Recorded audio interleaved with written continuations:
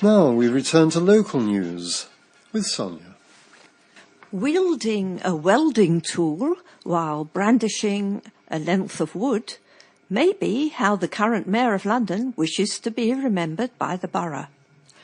In the depths of an eerie industrial estate south of the North Circular Road, on the very edge of the borough, Boris Johnson, last week, announced a new tranche of funding for regeneration projects in London, while getting some hands-on experience of carpentry. More than £1 million of the £20 million fund is being poured into the Building Block Studios in Anthony Way, Upper Edmonton, to create workshops and studios for designers and artists who need an affordable way to hire industrial space and heavy-duty equipment. The brightly painted studios lie at the heart of a grey and bleak industrial estate on the other side of the Lee navigation from where the £2.5 billion Meridian water development is planned. Laser cutting machines, welding torches and carpentry benches are used by furniture designers and artists in the large and drafty shed founded in 2012 by Arnaud Nichols, Al Parra, Alex Motta, Avninda Nanray and Julian Thomaset, who wanted to help fellow artists and designers who were struggling to find workshop space. So many of our friends who were makers didn't have a space to work in, said Mr. Nichols. They said that what the community of creators, designers and artists really need is an affordable space where they can work flexibly to either develop their own work or work on specific commissions. Together with the local authority, the Building Blocks team launched a bid for a slice of the regeneration money available from the Greater London Authority to relocate the studios to the other side of the Lee navigation. The £1,350,000 award from City Hall means that the studios will now move to a position where they can create a much larger space, that they will also have dedicated area for education and outreach activities. Many of those using the space, while Mr. Johnson, who finishes his stint as mayor in May, tried his hand at a little light wood carving, are self-employed designers, which begged the question, does small-scale help to individuals and artists count as regeneration? This can be part of the regeneration of an area, certainly, said Mr. Johnson, who is the MP for Uxbridge and South Ruislip. This is something that brings jobs and opportunity. The huge shed just over the canal they will be moving to will be bigger than this space, and it will offer more scope for more employment, better machines, and so on. Think how some of these London companies started. Brompton Bicycles, for example, started very small, but then they grow. Enfield Council, who backed the bid for the money, has welcomed the announcement that the small businesses on the very edges of the borough will benefit from the grant. Cabinet Member for Regeneration, Alan Sitkin, says that the project will not just benefit a few hipsters from outside of the borough, who will come and go without giving any boost to the local economy. He said, this will provide 300 jobs in the area and create a hub of high-quality commercial activity. It was all part of the authority's overarching master plan to resuscitate a forgotten industrial corner of the borough, said Mr. Sitkin. He added, we expect this project to provide hundreds of jobs within the wider Meridian water development, which will provide 8,000 homes, 3,000 jobs, a new train station, and other community facilities over the next 20 years. Anne Antonio is one of those who is fed up with seeing fly tippers drive up and unload piles of rubbish at garages near her home in Crofton Way, off the Ridgeway, Enfield, and says enough is enough. She said some of the rubbish is dumped in the middle of the night, as people try to avoid paying fees for the council to take away large items of furniture or a visit to the tip. She said, about 2 weeks ago, a furniture van came and dumped lots of stuff. An empty garage has been filled up with old mattresses and even a piano. She said she was at her wit's end and wanted to see action to stop the fly tippers in their tracks. She said that people living in the street were fed up with looking at the rubbish.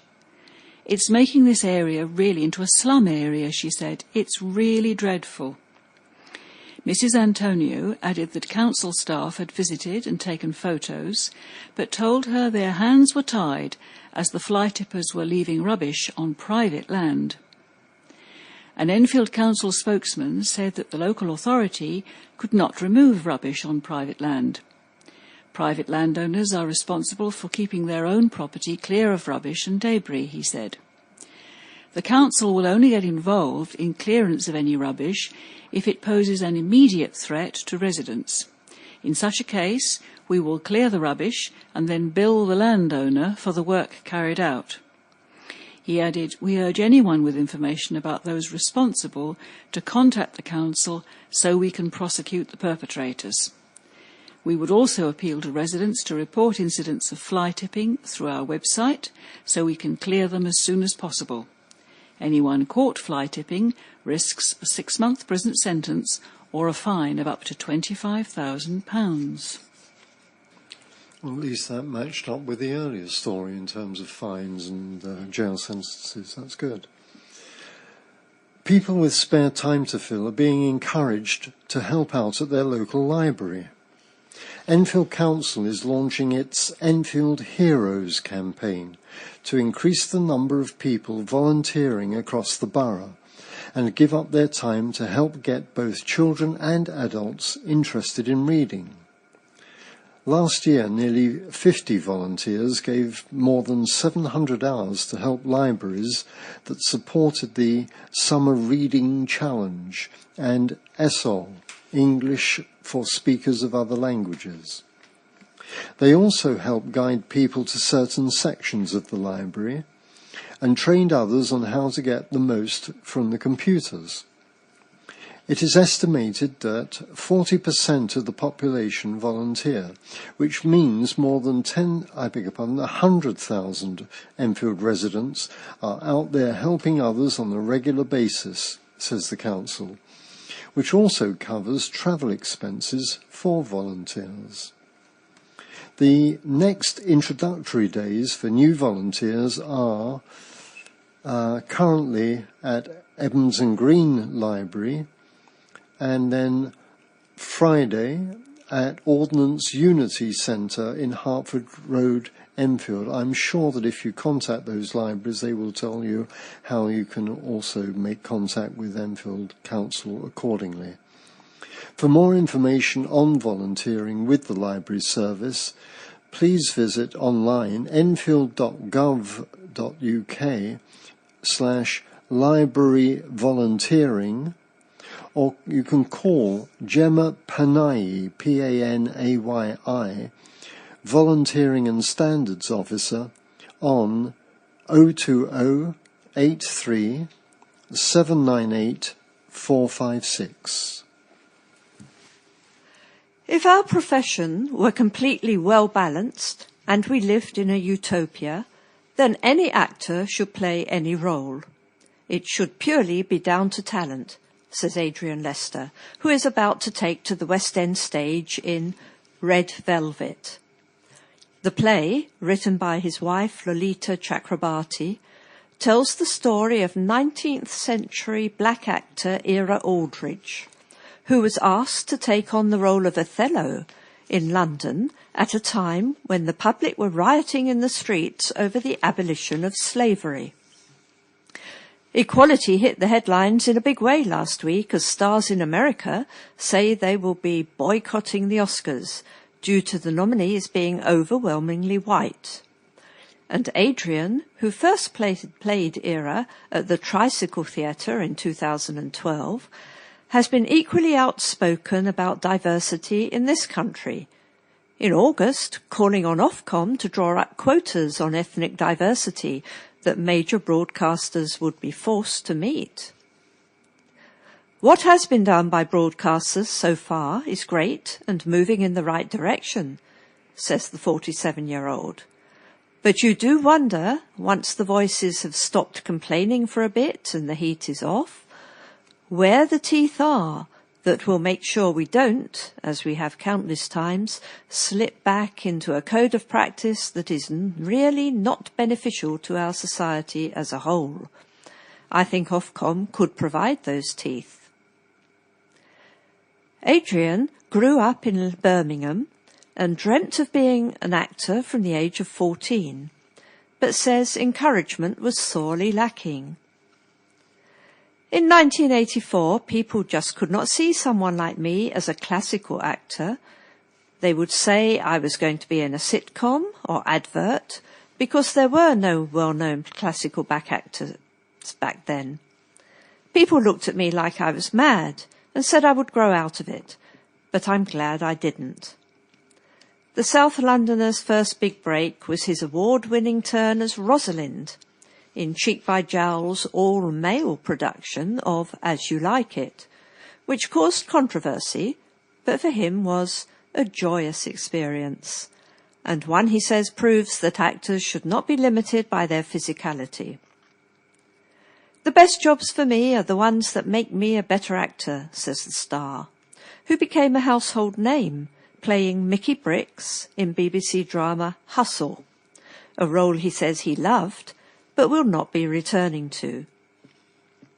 However, he says it would be difficult to put a spin on Red Velvet, which is playing at Garrick Theatre as part of the season by Kenneth Branagh Theatre Company. It is quite specific to race, and it wouldn't work if you played with that. Although I suppose in 30 or 40 years' time people could do all sorts of things with it. But at the moment, I don't really see that happening, as you have to see those race politics played out on stage. And it is that my wife Lolita plays with in order to explore the human beings underneath. And if you switch it all around, part of it goes out of the window. The actor who will be back on our screens this year in 6-part BBC drama Undercover describes Ira, who is the only actor of African-American descent among the 33 actors of the English stage honoured with bronze plaques at the Shakespeare Memorial Theatre at Stratford-upon-Avon, as determined, driven, resourceful and incredibly talented. All he did and kept doing was continue to demand excellence from himself and those who worked with him, despite any detracts and theatre being closed to him. He simply worked to the best of his ability and carried on, and that is hugely admirable. So how close are we to that utopian equality?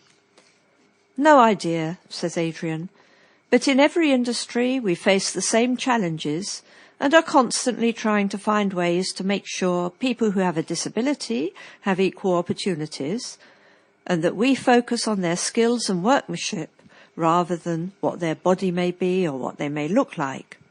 It is a constant battle. Then you have gender politics and race. We have a long way to go, but as long as we keep putting one foot in front of the other when we keep moving. He adds, if you are in any industry and you can see things that are proven to be wrong, you have two choices. You can either be part of the solution or carry on and, in a way, be part of the problem. I want to be part of the solution and do my bit to make my industry a little better for those that came after me. The play is on at the Garrick Theatre in Charing Cross Road until February 27th. Details from the website branagtheatre.com. A mother of two says she is on the road to recovery after years of drug abuse and domestic abuse. Mitchell Reed, 42, has lived in Arnos Grove since July 2014, after 2 years in a women's refuge. The mother of 2, who was born in Jamaica and came to London for university in the early 1990s, spoke to the Enfield Independent about the struggle to get her life back on track. She said, "I had been in a pretty abusive relationship with a man who was an alcoholic. As a result, all my friends were alcoholics or drug addicts, and I had become dependent on cocaine. I was drinking and on drugs most of the day. By the time I managed to get out of that relationship, I had to literally run for my life. Miss Reed lost all contact with family and friends and had to leave her job as a hairdresser. However, she then encountered a new host of problems as a result of her former life. She said, I was having quite a lot of problems with my memory, things like birthdays, and I couldn't recognize faces. I went to my GP and told him I was having a lot of blackouts. I could go to work, go through the day, come home, but at certain points in the day I wouldn't remember where I was. He told me he believed I had post-traumatic stress disorder and that it would be virtually impossible with my problems to hold down a 9-to-5 job. It was very bleak. She has since managed to get work as a researcher, and the next hurdle is her family. She remains largely estranged from her 2 boys, aged 21 and 20, who she sees once or twice a year. She said, "My family can't understand why I chose relationships that I did. I need to prove I am more family-orientated and show what family means to me." By the end of our interview, Miss Reed was fighting back the tears. A lot of the time you get dealt a bad hand in life, and you do not realize it's a bad hand for a very long time. But I don't have to be battered and bruised anymore. I've found alternatives to drugs to help me with my energy, memory, and confidence. I still have memory problems, but I'm now confident in myself and can be whoever I need to be. My story has been a sad one, but it's on its way to becoming a happy story. Residents in part of the borough will soon be heating their homes and hot water tanks with energy from below their feet. The council has started drilling in Ponders End to extract ground energy sources, which will soon heat up to 170 homes on the local authority-controlled Exeter Road estate. 60 boreholes, each 220 metres deep, will bring stored ground energy to homes through an intricate communal pipe system, which will, in total, save residents as much as £500 a year on their bills. Enfield Council's Cabinet Member for Housing, Ahmet Oykener, said, "This innovative solution satisfies all our requirements. It provides warmth and hot water at much reduced cost, harnesses a natural heat source, reducing our carbon emissions, and replaces an old underfloor heating system. Each borehole will supply a source of heating to 4 flats, and our residents will really benefit from a reliable system at a reduced energy cost. Through the Decent Homes scheme, these flats are already benefiting from new windows and external wall insulation from a £1 million investment of eco-funding from British Gas towards the full cost. Council chiefs are hoping to roll the plans out across the borough and have their sights set on introducing the system to another 8 tower blocks. The decision on whether to proceed will depend on the outcome of the local authority's application for funding from the government's Renewable Heat Incentive Scheme. Let's hope they get it. School children are learning about cycling through music and dance. Pupils at Eastfield Primary School in Enfield were visited by Enfield Council's Cycle Enfield team as part of its travel show and learnt how to sing the new Cycle Enfield song, Age of the Bike. The programme aims to illustrate the positive impact of cycling to and from school and the council team plans to visit primary schools across the borough to promote the idea that cycling will not only reduce pollution in the air and decrease traffic, but also be more fun and less stressful than travelling in cars. But now listen to Peter Gibbs, chairman of the Federation of Enfield Residents and Allied Associations, who writes, "Why would anyone want to believe this scheme is the one and only way to deliver safer cycling? If it proceeds, thousands will not believe their eyes. Narrowed traffic lanes and traffic humps will impede all traffic on the A105 and other major roads. There are health and social costs too. Emergency services will be impacted in congested conditions. Ambulances will have to cross into the cycle lanes. Would you feel confident to let your child use a cycle track open to such risks? Bus border platforms will slow the traffic flow, but inevitably bring cyclists into conflict with passengers at bus stops. We also see vital pedestrian refuges being removed. Is that a good move? Armadillos for segregating cycles and vehicles will be trip hazards. Not even cyclists support their use. Besides, we know commuter cyclists will just bypass the obstructed cycle tracks and use the main traffic lanes instead. In Enfield town centre, Church Street will be closed to private through traffic and 10,000 extra vehicles a day diverted along Cecil Road. And that will enhance our town centre experience? Church Street, as a major through route, must be kept open. Choking car access out of the town centre as a stimulus to regeneration is a crude assertion and worthless. Where does this ill-suited scheme originate? Holland? No. It is a copy of the superhighways now being installed in inner London to deal with medieval streets, pollution and commuter traffic. What we need are cycle lanes on the key approaches to shopping centres, railway hubs, workplaces and schools. That's the way to deliver a five-fold increase in cycling. This is the Dutch model, evolved over many years. It clearly works and is suited to suburban conditions, as in Enfield.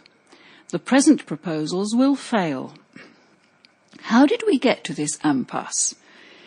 In 2013, Enfield Council entered a bid for the Mini Holland cycle project. Everyone was enthusiastic. 2 years later, cycle safety has been relegated to a byproduct in a transformational regeneration scheme which at its heart seeks to throttle car use. Majority assent was the hurdle set by Enfield Council for Cycle Enfield to proceed. Where is that majority assent?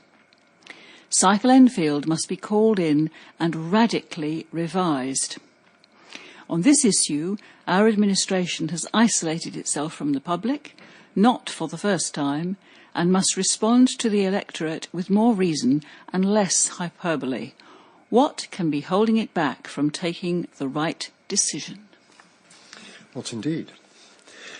A new £350,000 kitchen is enabling an Enfield school to cook its own hot meals for 300 pupils instead of having to use an off-site kitchen.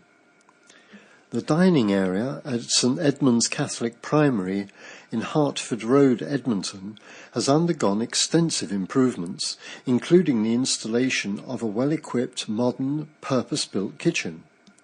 It was paid for with £250,000 of government cash, earmarked to provide free school meals for infant pupils, plus an additional £150,000 contribution between the new school and the Diocese of Westminster.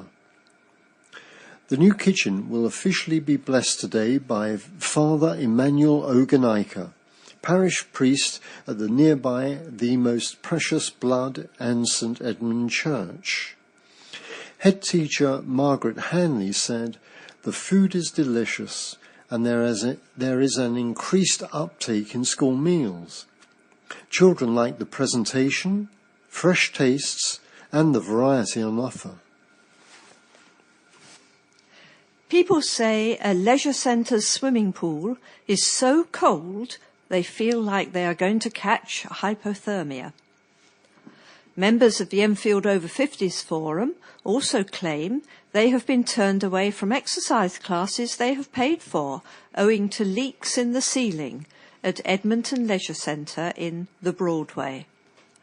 The disgruntled group has now gathered 140 signatures on a petition demanding action.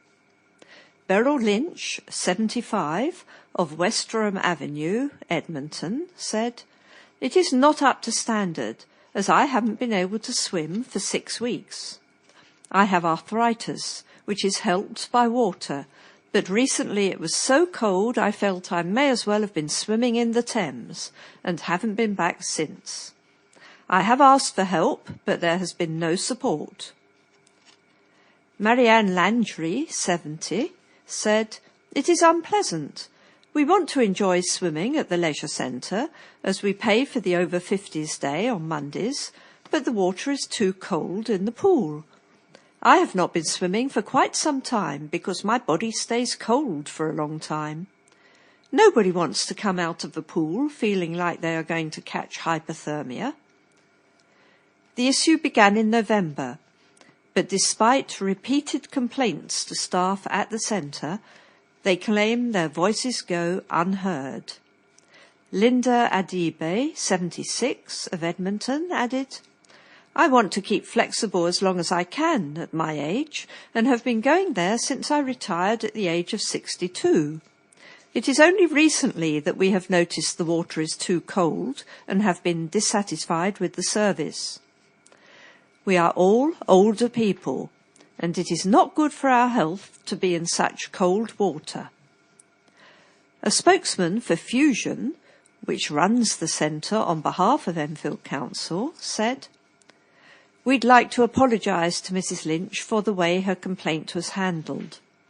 The matters she has raised have been dealt with or are in the process of being dealt with, and the staff in question have been reminded of the importance of responding promptly to customer feedback." A cardinal opened a new sixth form centre. Cardinal Vincent Nicholas delivered a Mass service before blessing St Anne's Catholic School in Palmer's Green. Mayor of Enfield, Councillor Patricia Ikechi, also attended the opening.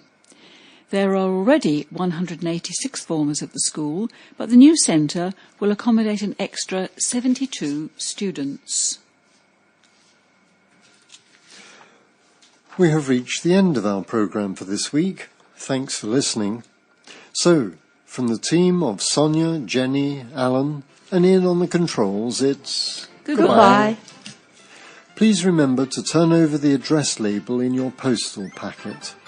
Put the cassette into the packet and return it to us as soon as possible, in readiness for the next edition.